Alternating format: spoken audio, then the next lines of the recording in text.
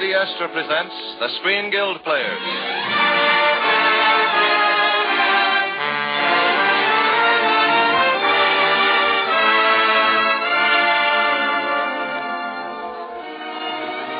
The Screen Guild play tonight, The Juggler of Our Lady. the starring players. This is Ronald Coleman. And this is Nelson Eddy.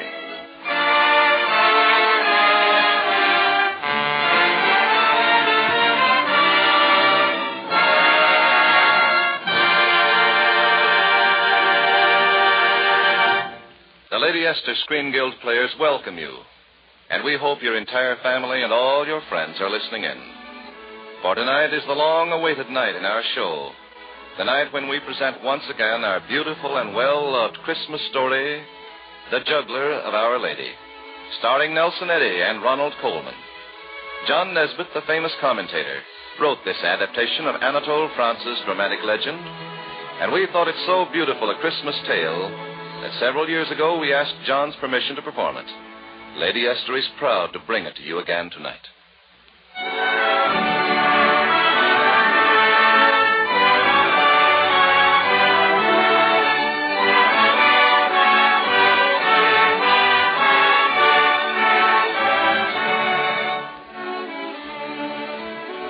And now, Ronald Coleman is here to bring you the story of the Juggler of Our Lady, and Nelson Eddy to play and sing the role of the kindly monk who befriends the poor juggler. The special musical score will be played by Wilbur Hatch's Augmented Orchestra. Ladies and gentlemen, The Juggler of Our Lady.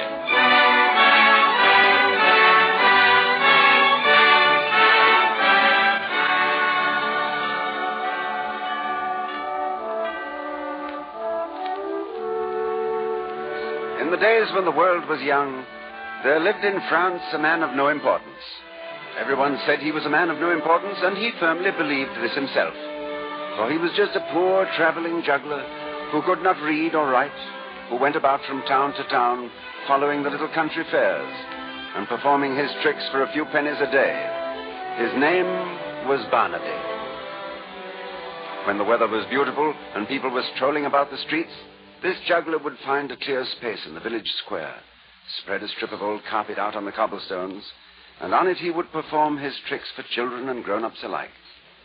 Now, Barnaby, although he knew he was a man of no importance, was an amazing juggler. First, he would only balance a tin plate on the tip of his nose. But when the crowd had collected, he would stand on his hands and juggle 6 golden balls in the air at the same time, catching them with his feet.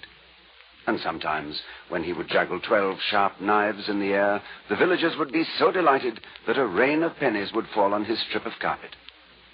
And then, when his day's work was over and he was wearily resting his aching muscles, Barnaby would collect the pennies in his hat, kneel down reverently, and thank God for the gift. Always the people would laugh at his simplicity, and everyone would agree that Barnaby would never amount to anything.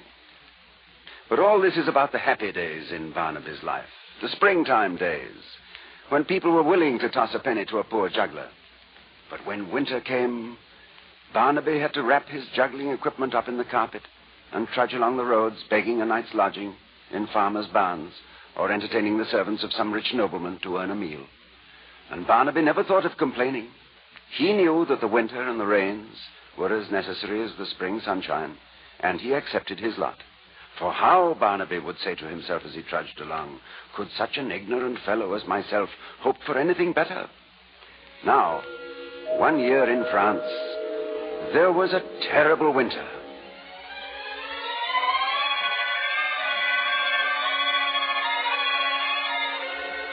It began to rain in October, and there was hardly a patch of blue in the sky by the end of November. Yes, a terrible winter. The poor people huddled in their thatched huts and slowly starved away, and it is said that the wolves came down out of the mountains and ranged through the icy streets of Paris itself. And you can imagine what all this did to the little vaudeville entertainer whom this story is about. On an evening in early December, at the end of a dreary wet day, poor Barnaby trudged along a winding country road, sad and bent, carrying under his arm the golden balls and knives wrapped up in his old carpet. Then, as he slopped along in the mud, A faint sound came to Barnaby's ears, over the rain and the wind.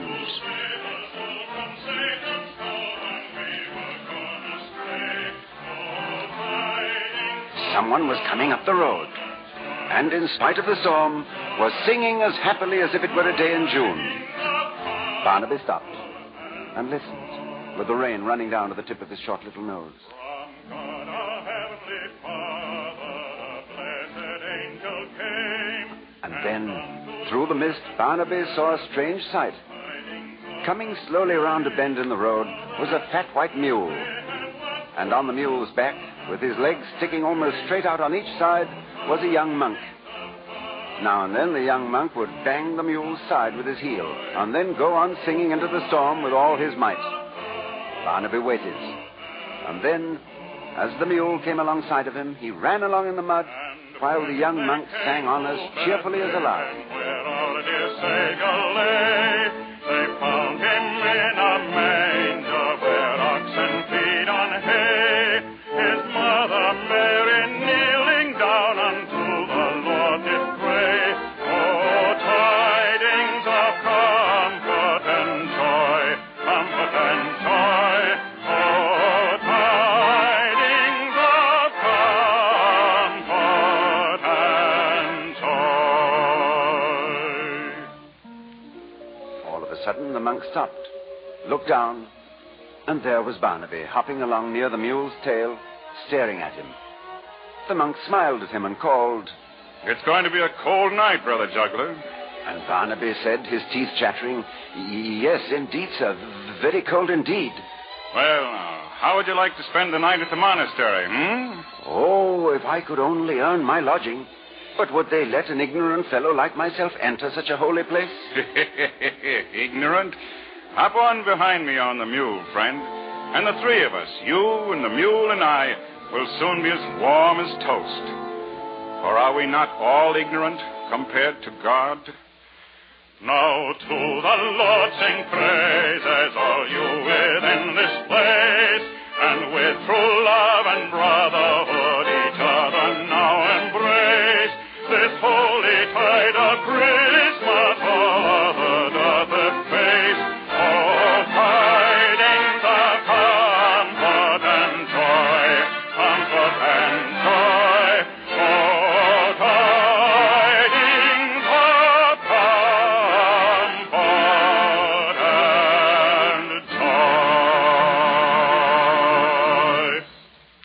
Before we continue the story of the Juggler of Our Lady, I'd like to ask you to listen to a brief word from our hostess, Lady Esther. Do you want to know what one of the most wonderful gifts of all can be to the man who's going away? It's to see the one he loves looking her very best, looking her most attractive. And why do I say that? Because, you see, when he's far away and lonely, it's his memory of her that will mean most to him. Yes, the memory of her looking fresh and young and lovely will cheer him up and be more precious to him than any ordinary gift could be. So don't deprive your man of that pleasure. Let him remember you looking your most attractive, and let him find you even more attractive when he comes home again. Now, there's nothing that can add more to your appearance, nothing that can make you more unforgettably lovely to him than a soft, smooth skin. But that doesn't mean you have to go out and buy a lot of different kinds of beauty preparations. Today, all you need for fresh, young-looking skin is just one cream, Lady Esther Four-Purpose Face Cream. Now, I don't say that Lady Esther Four-Purpose Face Cream is the only cream that will bring you results, but I do say that Lady Esther Face Cream, this one cream by itself, will take care of the 4 important needs of your skin. And I say that if you use it faithfully every morning and every night, you will soon see a smoother, fresher, more clean-looking skin. You see, Lady Esther Four-Purpose Face Cream thoroughly cleans your skin. It softens your skin and relieves dryness. It makes your skin look lovelier by helping nature refine the pores. And finally, as though all that weren't enough, it leaves a smooth, flattering base for powder. So if you want to make the memory of you that he carries away with him a very lovely memory, start using Lady Esther Four-Purpose Face Cream.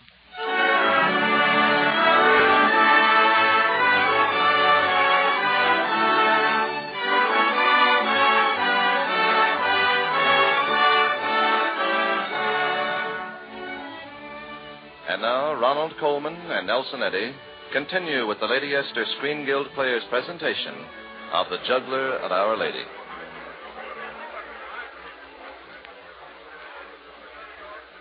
Well, that night Barnaby found himself seated at the great candlelit dining hall of the monastery. Although, of course, he sat at the bottom of the long table, together with the servants and beggars, Barnaby thought he had never seen such a wonderful place in his life. Everybody was laughing and telling old-fashioned jokes, and there were enormous steaming pasties standing about everywhere on the table, and huge tankards of creamy, foaming ale, and great pitchers of homemade wine. And, well, Barnaby just sat and ate and drank more than he ever had in his life. And then, to cap it all, his friend the monk, now in a fine dry robe, and just as merry as ever, was standing up to sing for the assembled company. Balthazar's song, which tells the tale of one of the three wise men journeying out of the east to Bethlehem.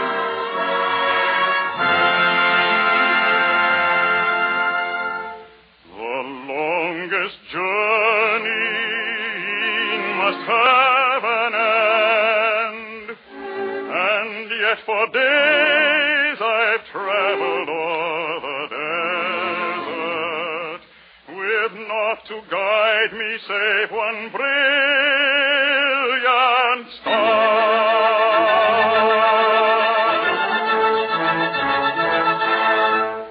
Tonight it has not risen. Here will I and mine remain by this old well until the star returns to guide us on our way.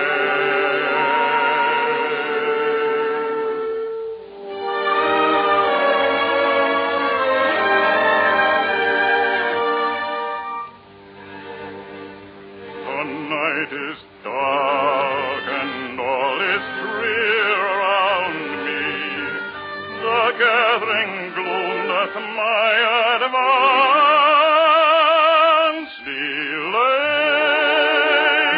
Fantastic shadows shimmering confound me. Fantastic shadows shimmering confound me. Without a guide I sure must lose my way. Without a guide I sure must lose my way. The night is dark and all is drear around me. Without a guide I sure must lose my way. Without a guide I sure must lose my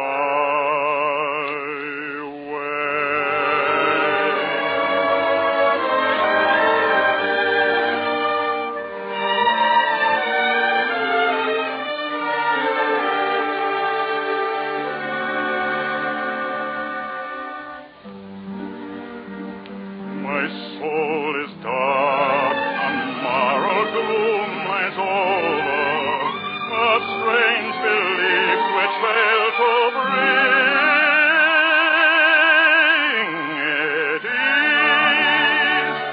Oh, day shall rise, disperse the clouds that hover.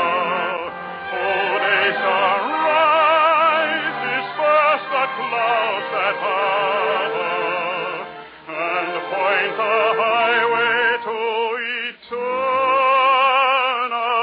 peace, and point the highway to eternal peace. Oh, day star rise, oh, day star rise,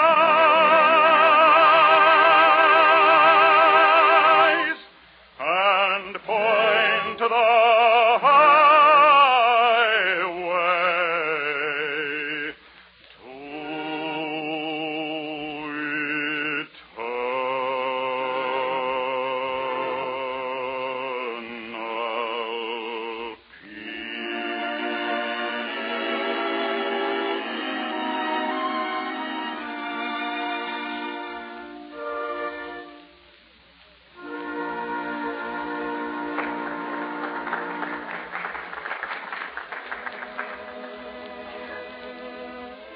Then, as the singer sat down again, suddenly everybody looked at Barnaby. For he had risen, trembling, and was running clear around the table to where the lordly abbot sat at the head. And there Barnaby sank to his knees. Father, grant my prayer. Let me stay in this wonderful place and work for you. I cannot hope to become one of you. I am too ignorant. But let me work in the kitchen and the fields and worship in the chapel. The monk who had met Barnaby on the road turned to the abbot. This is a good man, simple and pure of heart. So the abbot nodded. And Barnaby that night put his juggling equipment under the cot in his cell and decided that never again would he go back to his old profession. And in the days that followed, everyone smiled at the eager way he scrubbed the floors and labored through the buildings. And everyone smiled at his simplicity. As for Barnaby, his face beamed with happiness from morning until night. Until 2 weeks before Christmas. Then Barnaby's joy suddenly turned to misery. For around him, he saw every man preparing a wonderful gift to place in the chapel on Christmas. The leader of the monks had written a scholarly book in Latin, which he was going to dedicate to God on Christmas Day. And there was Brother Maurice, who had the art of illuminating copies of the Bible. With gold and silver and rare enamels, he would place exquisite miniature paintings on the corner of each page. And Brother Marbode was completing a marvelous statue of Christ. This fine artist spent all his days in carving images in stone, so that his beard, his eyebrows, and hair were always white with stone dust. And this Christmas, he was completing one of his most inspiring works. Then there was Brother Ambrose, who wrote music, and who had completed scoring a great mass to be played on the organ during Christmas services. And Brother Joseph, who had trained the choir for weeks in an arrangement of chorales. All around, those educated, trained artists followed their work, each one of them readying a beautiful gift to dedicate to God on Christmas Day. But what about Barnaby? He could do nothing. I am but a rough man, unskilled in the arts, and I can write no book, offer no painting, or statue, or poem. Alas, I have no talent. I have no gift worthy of the day. So Barnaby sank deep into sadness and despair. At night he could no longer sleep, but tossed on his mattress and stared at the ceiling overhead. At last, Christmas Day came, and the chapel was resplendent with the gifts of the brothers. The giant organ rang with the new music. The choir sang the chorales. The candles glittered around the great new statue. But Barnaby wasn't there. He was in his tiny cubicle, praying forgiveness for having no gift to offer. Then a strange thing happened.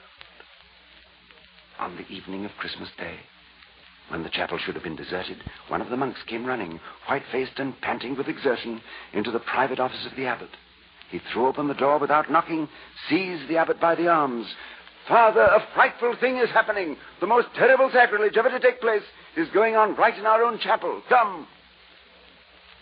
Together, the two portly men ran down the corridors, burst through a door, and came out on the balcony at the rear of the chapel. The monk pointed down toward the altar. The abbot looked, turned ashen in color. "He is mad!" For down below, in front of the altar, was Barnaby. He had spread out his strip of carpet, and kneeling reverently upon it, was actually juggling in the air 12 golden balls. He was giving his old performance, and giving it beautifully.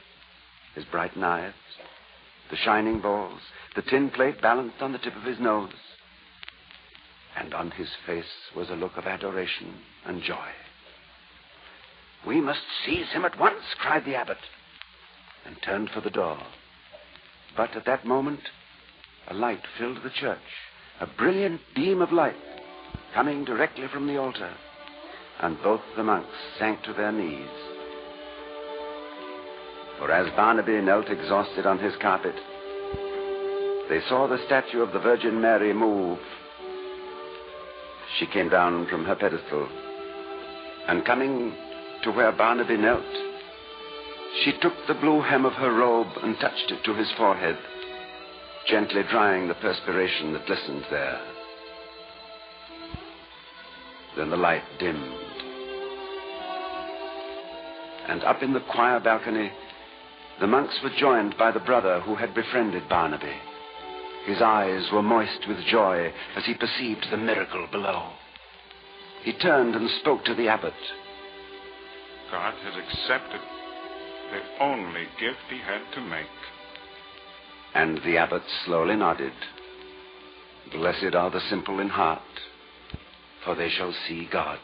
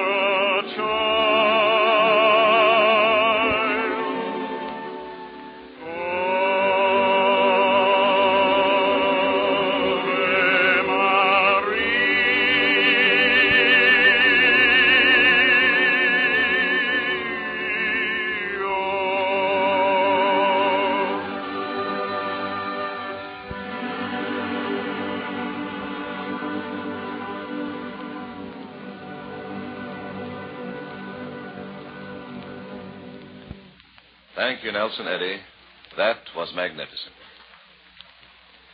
We planned a program of laughs and chuckles for you next Monday night. It was one of our most successful stage plays and also a most entertaining picture, The Male Animal. Our stars will be Olivia de Havilland, Joel McCrae, and Jack Carson.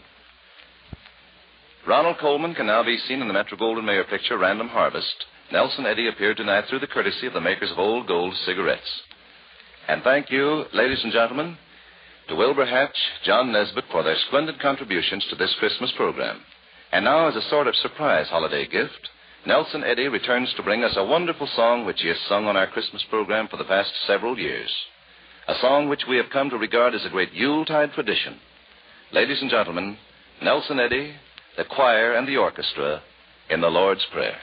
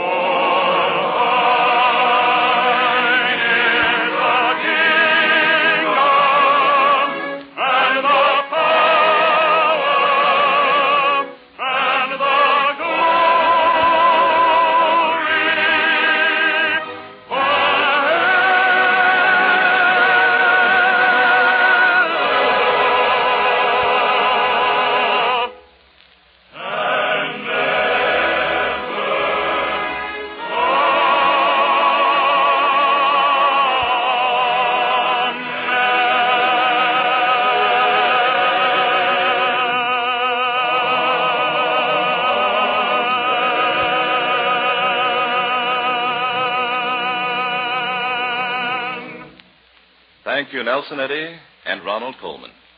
The Screen Guild players are presented by Lady Esther, who wishes you good night and Merry Christmas. This is the Columbia Broadcasting System.